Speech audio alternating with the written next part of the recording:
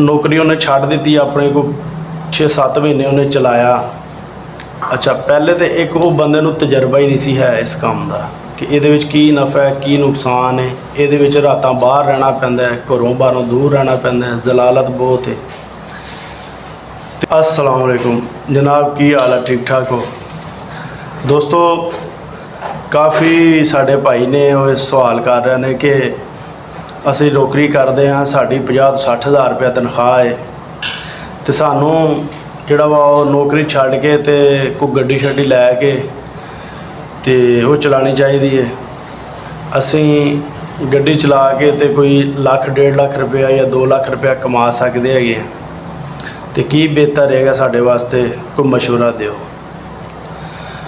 अच्छा दोस्तों, काफ़ी सारे ऐसे वाक़े होए ने जिहड़े बंदे चंगी भली नौकरी करते सी, 50-60 हज़ार 70 हज़ार रुपया कमाते सी, लोगों दी गल्लां दे विच आके दूसरिਆਂ ਨੂੰ देख के कि पता नहीं ड्राइवरी दे विच ट्रांसपोर्ट दे विच किन्ना क पैसा है तो की कुछ है, अपनी नौकरी भी छड्ड दित्ती ते गड्डी शड्डी खरीदी तो बाद दे विचों इन्ना तजर्बा नहीं सी है, उन्होंने कामयाब नहीं होए, नौकरी तो भी गए तो एंड ते आके गड्डी भी बेचनी पै गई तो परेशानी का बाइस बने।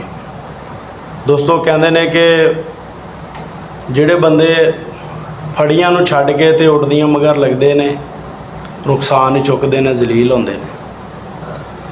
दोस्तों एक बंदा साढ़े सामने का वाक़या है कि वो चंगी भली नौकरी करता सी, 70-80 हज़ार रुपया उहदी तनख्वाह सी अपना प्राइवेट किसी महकमे दे विच, ते उन्हें 2200 मजदा खरीद लिया।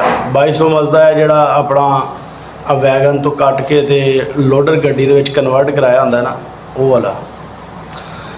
दोस्तों नौकरी उन्हें छड्ड दी अपने को 6-7 महीने उन्हें चलाया। अच्छा पहले तो एक वो बंदे नूं तजर्बा ही नहीं सी है इस काम का कि ये की नफ़ा है की नुकसान है। ये रातां बाहर रहना पैंदा है, घरों बाहरों दूर रहना पैंदा है, जलालत बहुत है।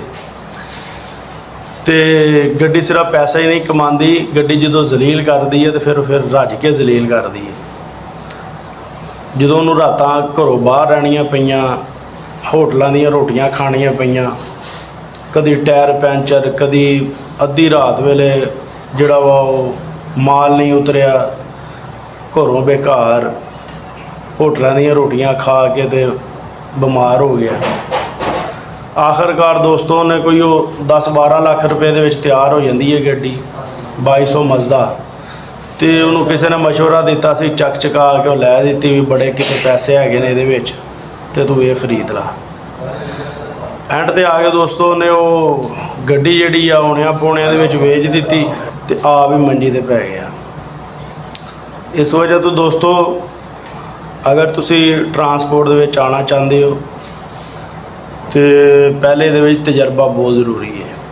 अगर तुसी 50-60 हज़ार रुपया कमा रहे हो, नौकरी कर रहे हो 50-60 हज़ार रुपये की बाइज़्ज़त तरीके दे नाल, सुबह जाते हो शामी अपने घर आ जाते हो, अपने माँ प्यो भैन भरावां बीवी बच्चे दे विच हो, तो फिर तुहानूं दोस्तों एड्डी वड्डी छलांग मारन की कोई ज़रूरत नहीं है। क्योंकि दोस्तों ये एक खूह है और ये खूह जिहड़ा वा बगैर तजर्बे तो पार इंसान नहीं कर सकता। ये वास्ते तजर्बा बहुत ज़्यादा ज़रूरी है। क्योंकि दोस्तों ट्रांसपोर्ट के काम दे विच नुकसान पहले वे तो नफ़ा बाद दे विच होए। ये काम माड़े मोटे जिगरे वाले बंदे दे वास दा रोग नहीं है। क्योंकि दोस्तों ਜਿਹੜੇ ਬੰਦੇ ट्रांसपोर्ट का काम कर रहे हैं वो तकरीबन जद्दी पुश्ती कर रहे हैं, यानी कि उन्होंने नस्लों तो टुरिया आ रहा, भावें छोटे लैवल से क्यों नहीं कर रहे, भावें उन्होंने कोई 1-2 गड्डी ही क्यों नहीं है। तो दोस्तों इस काम नूं करन तो पहले जिहड़ा वा तुहानूं तजर्बा होना बहुत ज़रूरी है। किसी दी गल्लां दे विच आके ते तुसीं अपनी नौकरी भी छड्ड पवो, बाद दे विचों तुहाडे कोई काम भी ना होवे तो तुहाडे वास्ते परेशानी का बाइस बनेगी। दोस्तों गड्डी खरीद लेना तो आसान है, उन्होंने चलाण का तरीकाकार उन्होंने समझना और ਉਹਦੇ ਤੋਂ ਪੈਸਾ ਕਮਾਉਣਾ ਔਰ ਆਪਣੇ ਆਪ ਨੂੰ ਵੀ ਬਚਾਉਣਾ, ਇਹ ਬਹੁਤ ਜ਼ਿਆਦਾ ਮੁਸ਼ਕਲ ਹੈ। ਇਹ ਉਹ ਬੰਦਾ ਹੀ ਕਰ ਸਕਦਾ ਹੈ ਜਿਹਨੂੰ ਇਸ ਕੰਮ ਦਾ ਤਜਰਬਾ ਹੋਵੇ। ਨਹੀਂ ਤਾਂ ਦੋਸਤੋ ਜਿਹੜੇ ਹਾਲਾਤ ਜਾ ਰਹੇ ਨੇ, ਬੜੇ ਬੜੇ ਤਜਰਬਾਕਾਰ, ਬੜੇ ਬੜੇ ਫਨੀਅਰ ਟਰਾਂਸਪੋਰਟ ਇਹ ਕੰਮ ਛੱਡ ਚੁੱਕੇ ਨੇ। ਕਿਉਂਕਿ ਦੋਸਤੋ ਇਸ ਟਾਈਮ ਜਿਹੜਾ ਹੈ ਉਹ ਗੱਡੀਆਂ ਦੇ ਸਪੇਅਰ ਪਾਰਟ ਬਹੁਤ ਜ਼ਿਆਦਾ ਮਹਿੰਗੇ ਹੋ ਗਏ ਨੇ, ਡੀਜ਼ਲ ਬਹੁਤ ਜ਼ਿਆਦਾ ਮਹਿੰਗੇ ਹੋ ਗਏ ਨੇ, ਜਗ੍ਹਾ ਜਗ੍ਹਾ ਤੇ ਚਲਾਨ ਹੋ ਰਹੇ ਨੇ 2-2 ਹਜ਼ਾਰ ਰੁਪਏ ਦੇ ਗੱਡੀਆਂ ਦੇ, ਠੀਕ ਹੈ। ਟੂਲ ਪਲਾਜ਼ੇ ਮਹਿੰਗੇ ਹੋ ਗਏ ਨੇ ਔਰ ਆਪਣਾ ਜਿਹੜਾ ਵਾ ਉਹ ਕਿਰਾਇਆਂ ਦੀ ਮਾਰਕੀਟ ਘਟ ਗਈ ਹੈ। ਮਹਿੰਗਾਈ ਬਹੁਤ ਜ਼ਿਆਦਾ ਹੈ, ਜਿਸ ਵਜ੍ਹਾ ਦੇ ਨਾਲ ਦੋਸਤੋ ਕੰਮ ਘਟ ਗਿਆ ਨੇ, ਜਿਹੜਾ ਵਾ ਉਹ ਸੇਲ ਪਰਚੇਜ਼ ਕਾਫੀ ਘਟ ਗਈ ਹੈ, ਕਸਟਮਰ ਬਹੁਤ ਘੱਟ ਹੈ।